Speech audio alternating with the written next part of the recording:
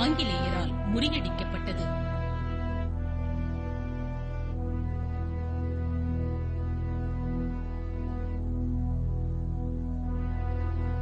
இத்திட்டம் தோல்வியுற்றதால் பிடிபட்ட Apache counter உட்பட 42 புரட்சியாளர்கள் கோயம்புத்தூர், சத்தியமங்கலம் ஆகிய இடங்களில் தூக்கிலிடப்பட்டனர்.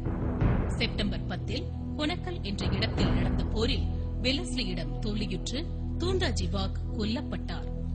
இத்தகைய நெருக்கடியான நேரத்தில் மருது பாண்டியர்கள் முனைப்புடன் முன்வந்து சீர்குலைந்து போய்க் கொண்டிருந்த போராளி கூட்டமைப்பை நெறிப்படுத்தி தேசிய புரட்சியாளர்களுக்கு ஊக்கமளித்தனர்.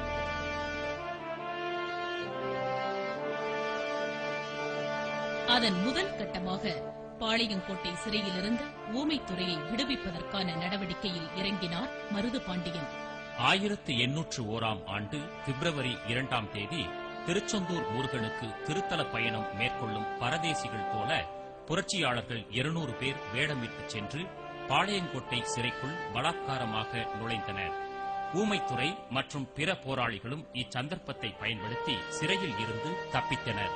ஊமைத்துறையை சிறையிலிருந்து மீட்ட இந்த சாகச செயல் தென்கோடி பகுதி வரை புரட்சி பரவிவிட்டதற்கான அடையாளமாக அமைந்தது. புரட்சியாளர்களால் தப்பித்த ஊமைத்துறை இழந்து போன பாஞ்சாலங்குறிச்சி கோட்டையை 6 நாட்களில் திரும்ப கட்டினார்.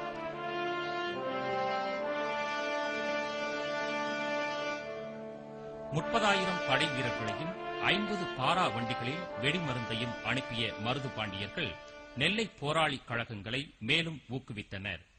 ஆனால் பாஞ்சாலங்குறிச்சி விரைவிலேயே வீழ்ந்து போனது. காலின் மெக்கேலேவும் கர்னல் ஆக்னியும் பாஞ்சாலங்குறிச்சியை வீழ்த்தினர்.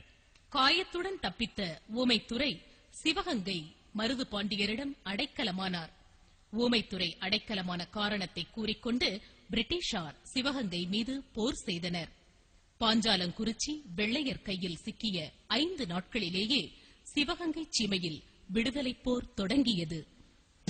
மருதிருவர்களின் அரண்மனை சிறுவயலை கைப்பற்றிய ஆங்கிலப் படை 18 அடி உயரமுள்ள கற்கோட்டையால் கட்டப்பட்ட அழகு பொருந்திய காளையார் கோவிலை முற்றுகையிட அனைத்து நடவடிக்கைகளையும் மேற்கொண்டது.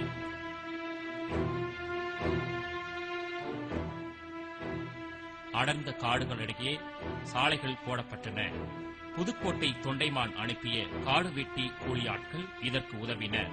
காளையார் கோவிலை பிரிட்டிஷார் கைப்பற்ற 30 நாட்கள் மருது பாண்டியர்களிடம் போராட வேண்டியிருந்தது.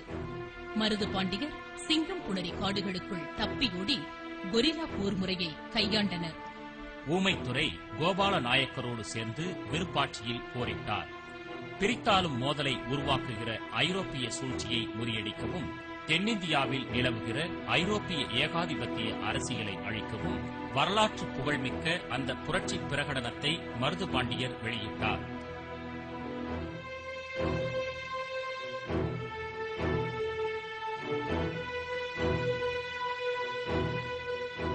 ஜம்புதீப புரட்சி பிரகடனம் என அழைக்கப்படும் வரலாற்று சிறப்புமிக்க அந்த பிரகடனம் இந்திய சுதந்திரத்தை முழுமையாக வலியுறுத்தும் தேசிய தன்மையை கொண்டிருந்தது.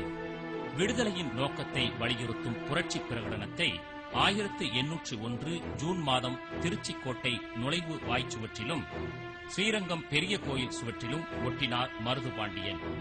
மருது பாண்டியனால் வெளியிடப்பட்ட அந்த புரட்சி அறிக்கை இந்தியாவின் ஒற்றுமைக்கும் மதங்களின் இணைப்புக்கும் அறைகூவல் விடுத்த முதல் ஆவணமாகும்.